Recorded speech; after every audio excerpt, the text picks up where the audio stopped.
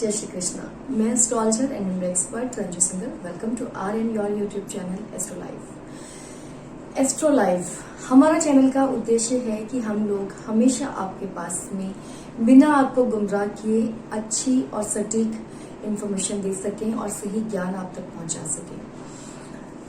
आज हम बात कर रहे हैं डेली रिचुअल्स की। जो रोज आप पूजा करते हैं उसमें आपको कुछ चीजों का ध्यान आप जरूर रखते होंगे, लेकिन अगर आप नहीं रखते हैं तो इस वीडियो को देखने के बाद इन चीजों का ध्यान जरूर रखें। देखिए, हम नित्य प्रति अपनी पूजा करते हैं, हर व्यक्ति अपने घर में दीपक जलाता है। क्या कुछ चीजें हैं जो करने से आप अपनी शक्तियों को, आप अपने घर में सुख समृद्धि को या पूजा का सही तरीका करके आप उन चीजों को और बढ़ा सकते हैं? क्या है वो? देखिए, सुबह उठकर सबसे पहले स्नान करके हम पूजा करने बैठते हैं। अब स्नान की बात करें तो देखिए 4 से 6 बजे का जो समय होता है वो ब्रह्म मुहूर्त का जो समय माना जाता है, वो माना जाता है देव स्नान का। तो अगर आप 4 बजे से 6 बजे में स्नान कर लेते हैं तो वो देव स्नान में काउंट होता है। 6 बजे से 8 बजे तक का जो समय है वो मानव स्नान माना जाता है कि इंसान होने के नाते एक जिम्मेदारी बनती है। शास्त्र हमारे कहते हैं कि 6 से 8 बजे तक आपको स्नान कर लेना चाहिए। 8 बजे के बाद में जो स्नान होता है वो राक्षसी स्नान माना जाता है। तो आजकल की जो पीढ़ी 10 बजे 12 बजे वो सोकर उठते हैं और उसके बाद में वो स्नान करते हैं, तो वो राक्षसी स्नान माना जाता है। देखिए, जैसे हमारे कर्म होंगे ना, वैसा ही हमारा थॉट भी होगा और वैसे ही हमें रिजल्ट मिलेंगे। हमारी आदतें हमें डिफाइन करती हैं कि हम क्या हैं और क्या कर रहे हैं, और वैसा ही रिजल्ट हमें मिलता है। देखिए, आप 8 बजे के बाद स्नान करते हैं, लेट सो के उठते हैं, तो राक्षसी स्नान काउंट होता है। और दूसरा, वैसे ही इंसान का नेचर, वैसे ही प्रवृत्ति बढ़ जाती है। तो पहली चीज ध्यान रखें कि 6 से 8 बजे के बीच में स्नान हो जाना चाहिए और पूजा आपको कर लेनी चाहिए।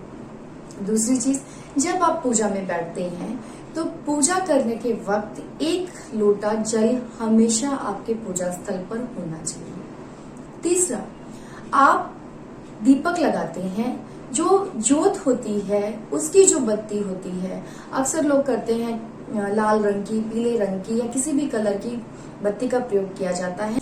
यहाँ पे मैं आपको ये बता दूंगी, जैसे षटकर्म माने जाते हैं, मारण, मोहन, उच्चाटन, विद्वेषण हुआ, वशीकरण हुआ, स्तंभन हुआ, ये षटकर्म में अलग अलग बत्तियों का प्रयोग होता है। तो अगर आप अपने घर में शांति चाहते हैं तो हमेशा कोशिश करें कि सफेद रंग की बत्ती का प्रयोग किया जाए। कोई दूसरे कलर की आपको दीपक के लिए बत्ती का, जो फुल बत्ती होती है, उसका प्रयोग नहीं करना है। सफेद बत्ती का प्रयोग करें जो कि शांति, घर में शांति स्थापित करती है। दूसरा, इसके बाद आपको क्या करना है, आपको आपकी जो दीपक है, आपका मंदिर जो है वो नॉर्थ में या ईस्ट में होना चाहिए, हमेशा ये ध्यान रखें। लेकिन जो दीपक का मुंह है, अगर आपने किसी भी कारण से वेस्ट में मंदिर लगा लिया है तो दीपक का मुंह जो है वो नॉर्थ में या ईस्ट में ही रखना है आपको। और एक बात, जब भी आप कोई प्रार्थना करें भगवान के समक्ष,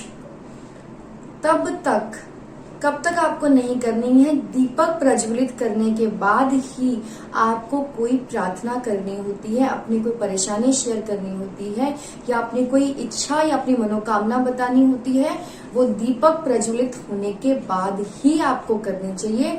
क्यों? क्योंकि जब दीपक जलता है, जो आपके मंत्र हो या आपकी इच्छा शक्ति हो या आपका संकल्प हो, वो बिना दीपक के निष्फल हो जाता है। दीपक जो है वो अग्नि मानी जाती है, अग्नि ऊर्जा का प्रतीक है। तो उस वक्त कोई भी व्यक्ति जब पूजा पाठ करता है, जो दीपक है वो उसके लिए ऊर्जा और उसका साक्षी माना जाता है। तो कभी भी अगर आप प्रभु से प्रार्थना करें तो हमेशा ध्यान रखें कि आप दीपक जलाने के बाद में अपने मन की प्रार्थना या व्यथा जो भी कहनी हो तब प्रभु के सामने रखें।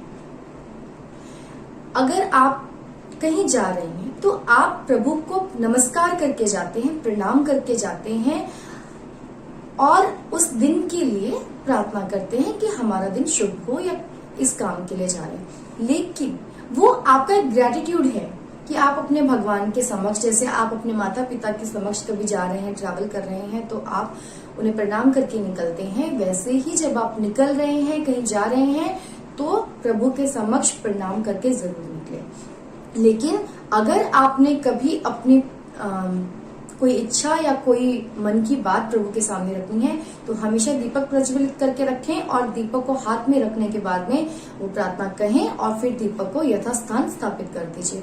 लेकिन दीपक का जो मुख है वो हमेशा नॉर्थ में या ईस्ट में रखें, कभी भी दक्षिण दिशा की तरफ नहीं होना चाहिए, क्योंकि जितने भी हमारे षटकर्म या व्यभिचार माने जाते हैं उसके लिए दक्षिण का जो दिशा है वो मानी जाती है। तो ये छोटी छोटी बातें हैं जो बहुत ज्यादा इंपॉर्टेंट रोल प्ले करती हैं हमारी जिंदगी में। हमें पता ही नहीं होता कि जाने अनजाने में हम लोग इन चीजों पे ध्यान नहीं देते। तो आई होप कि आप लोग ये छोटे छोटे काम करके अपने जीवन की छोटी छोटी परेशानियों से अपने आप को मुक्त कर पाएंगे, अपने आप को फ्री कर पाएंगे। हंसते रहें, मुस्कुराते रहें और चैनल को प्यार देते रहें। ज्यादा से ज्यादा शेयर कर लीजिए, वीडियोस को बहुत शेयर कीजिए, लोगों के पास में अच्छा कंटेंट पहुंचे। और अगर आपको आपकी कुंडली एनालाइज करवानी हो तो नीचे दिए गए नंबर पे कांटेक्ट कर सकते हो। हंसते रहें, मुस्कुराते रहें, यही हमारी प्रभु से प्रार्थना है। जय श्री कृष्ण।